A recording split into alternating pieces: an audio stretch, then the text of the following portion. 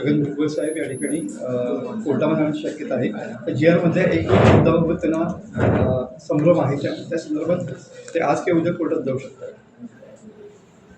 काल माननीय राज्याचे मुख्यमंत्री देवेंद्रजी फडणवीस साहेबांचा एक महाराष्ट्रामध्ये जो कार्यक्रम झाला, त्या कार्यक्रमामध्ये माननीय मुख्यमंत्री महोदयांनी स्पष्ट केलं आहे की कोणाचंही कमी करून कोणाला जादा द्यायचं नसल्यामुळं ओबीसींवर कुठचाही अन्याय होणार नाही ही महायुतीच्या सरकारची भूमिका आहे. आणि म्हणून ओबीसींवर अन्याय होतोय का, त्यांना न्याय मिळवून देण्यासाठी तशी मराठा आरक्षणाची एक उपसमिती आहे, तशीच ओबीसीची उपसमिती देखील केलेली आहे आणि त्याचे अध्यक्ष चंद्रशेखर बावनकुळे साहेब आहेत. नाही तर लालबागच्या राजाच्या संदर्भामध्ये विसर्जनाच्या बाबतीमध्ये जो उशीर झाला तो कशामुळे झाला, का झाला, याच्यावर मी बोलणं मंत्री म्हणून योग्य नाही.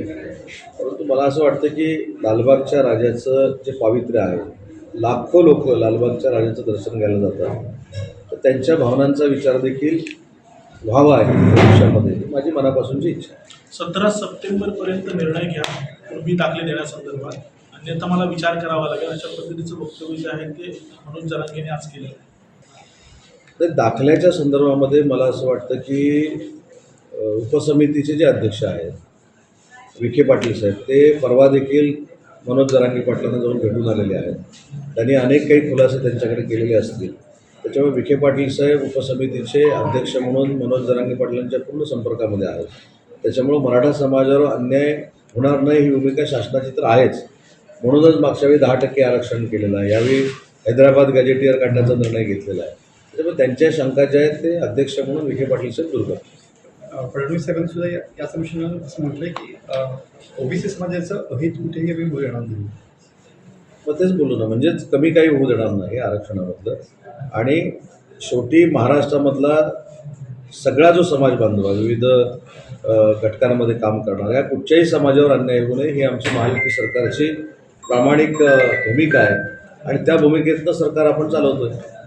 कालचं जर आपण माननीय मुख्यमंत्री मोदयांचं भाषण ऐकलं तर त्याच्यामध्ये त्यांनी मराठा समाजाला कशा पद्धतीनं न्याय दिलेला आहे, कशा पद्धतीनं दाखले दिले जातील आणि हे दाखले देत असताना कुठच्याही ओबीसी समाजावर अन्याय होणार नाही, कारण त्या ओबीसी समाजामध्ये 374 पोटजाती आहेत, त्याच्यावर कुठेही अन्याय होणार नाही ही भूमिका राज्याचे प्रमुख म्हणून स्पष्ट केलेली आहे.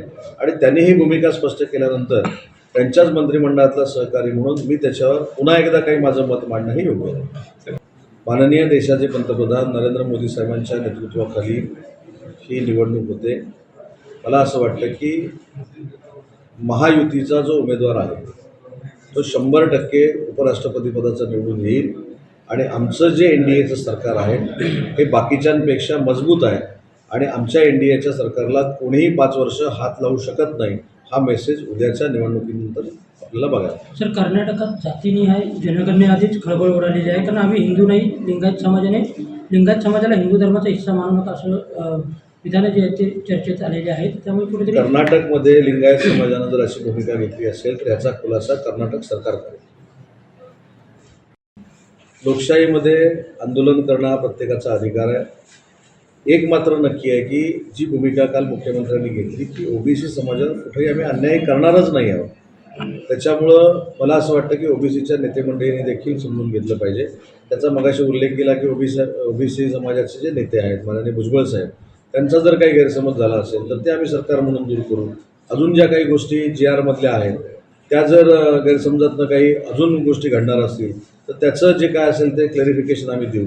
त्याच्यामुळं आंदोलन करणं हा अधिकार आहे, परंतु ओबीसीचं काही कमी होणार नाही ही आमची 100% खात्री आहे. आगामी शेवटी प्रत्येक पक्षाला स्वतःचा पक्ष वाढवण्याचा अधिकार आहे, प्रत्येक नेत्याला स्वतःच्या पक्षाबद्दल बोलण्याचा अधिकार आहे. असं काल मी देखील सांगितलं की महायुतीनं आम्ही नक्की लढणार आहोत, परंतु प्रत्येक जागेवर शेवटी तयारी करून ठेवली पाहिजे. त्याची आम्ही पण तयारी करतो आहे. असं एकच पक्ष करतो आहे अशाला बघणं सगळेच करतात, पण समन्वय समितीमध्ये त्यांनी पत्रकार परिषद घेतली की नाही आहे.